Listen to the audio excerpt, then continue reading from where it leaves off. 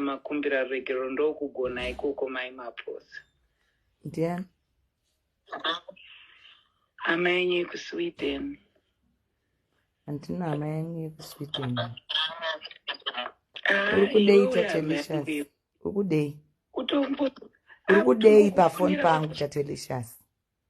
Ndakusuwa kanika mchachi. Tatelicious, can I ask you something? How do you feel with all that you do to me? And I will try so much kusakushtuka, but I want to and help me, God. I don't want to be angry. What is it with you that you hate about me? Tatelicious Gargan. Ndakakutadzirei chimbonditaurira. Ndakakutadzirei Tatelicious. There is nothing I hate about you. So what is your problem?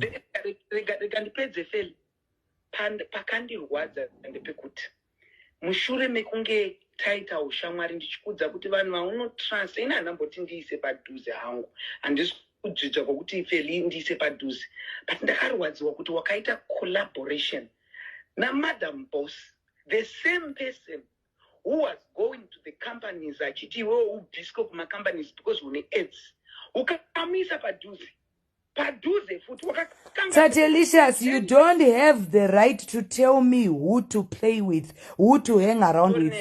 You don't have a right. Tatelicious, listen to me. You came to my platform. I will not allow you to nditonge. Wauya wega pa platform yangu. You will not force me kuti ndiregedze kutamba newandinoda. Iwewe andisanda kamboya uzo kucontrol life yako. Andisanda kamboya even when you were whatever you were doing, even you were unu wako wa unoita. Damage. It's always you coming to damage. In this life. How do you feel? All these things you say about me, Tatelicious. At the end of the day, my dear, there is God in heaven. This thing you are doing, yeah.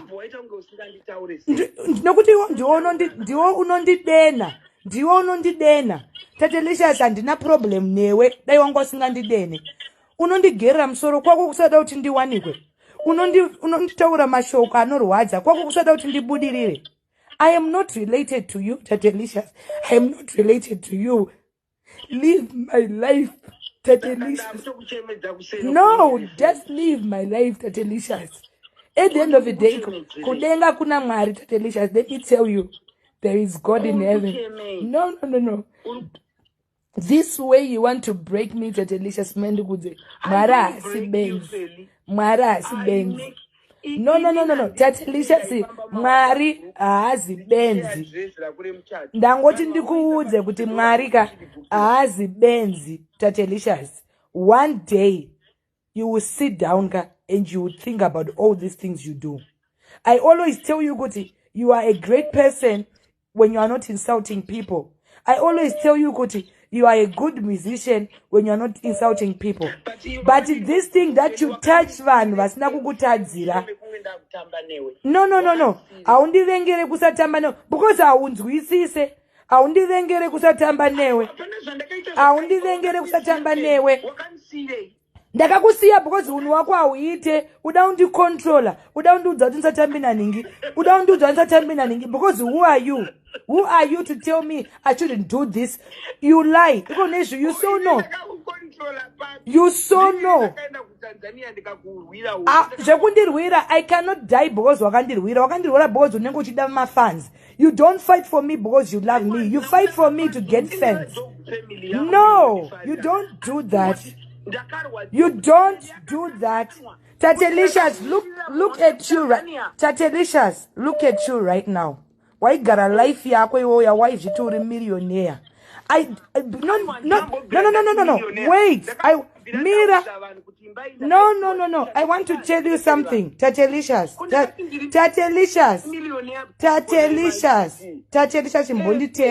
Chimbondi terera. You called my phone. Why got a member wife 10 millionaire which is all kinds of things and saying all kinds of lies. Walk up this embarrassment. That should teach you. No. Wait, Tatelicious. Mira, unotaura. Uchataura after ndajakupangwe utaura. That should teach you kuti life can change at any time. Life should teach you life can change at any time, Tatelicious. Nyango uripa high horse, mumwe musi mwarano kuburutsa. What you wish for others, mwarano gona kutoso simu dramon. The time you waka biskwa Mumbai yo, ndio time yandaka chata, iwe wabva kuisa miko. Miko yako yekuti andiroro wandi chate, na nasuru kuisa miko. Of which, let me tell you something. We are not going to break up because of miko zako.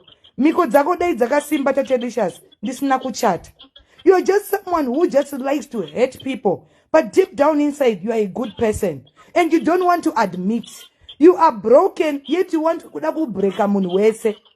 I don't hate you, Tatelicious. If only uri Tatelicious.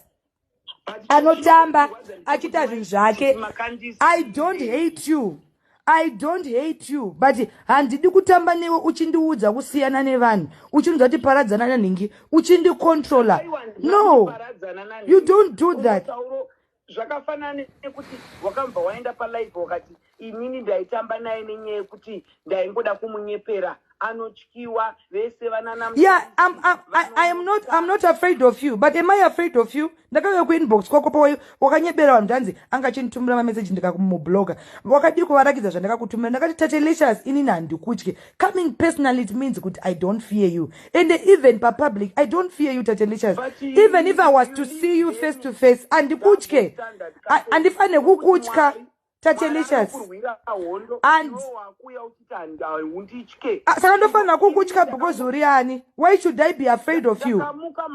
Why should I? No, give me a reason for me to be your slave, for me to worship you. You are not God. You are not. I can never be loyal to someone and on the paradise and evanu. Tatelicious kuvabani katanga kutamba neo. Listen. Kuvabani katanga kutolerate. No. Wakauya uchinduudza makuwa. Wakauya uchinduudza makuwa. No. No. Wakauya uchinduudza makuwa. Trying to make me fight with everybody. You came and said all kinds of rubbish. Tatelicious, if you are not going to change, listen, I'm not afraid of you, what you would do. And I'm not moved by what you would do, Tatelicious. But let me tell you, and kudenga kuna mwari, arikukuona. Hauna simba rinokunda mwari, ende hauna simba rinokunda Satan. Haundiudze hunu, Tatelicious, haundiudze hunu. Iwewe you sleep with whoever, Jake and Jill. Hapana kamba yachikuraira kuti iwewe unoita zvakaipa. Unouya uchindiraira zvevarume. Iwewe une murume here, Tatelicious. Unouya uchindiraira kuti hanzi handifane kuraira vakadzi. So why should you be the one kundiraira when you are the most imperfect person? Yeah, ndinokudara because unondituka. Because unonditukirira. You insult my mothers. You insult my mother. Amai vangu waivatukirei. Amai bwanya waivatukirei. Amai bwanya unomaziva here. Kupi vakanyebera vanhu kupi. Vakanyebera vanhu kupi. Don't do that, Tatelicious. It's okay. I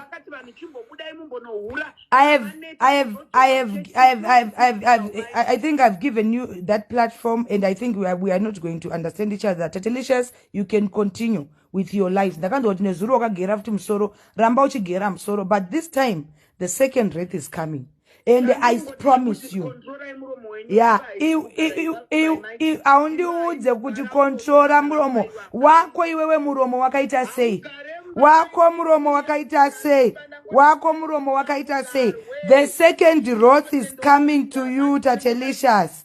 The second wrath is coming to you. It's coming to you, the second wrath of God. You are never going to make it in this life. Keep gathering your head. You are never going to make it in this life, Tatelicious. Hello?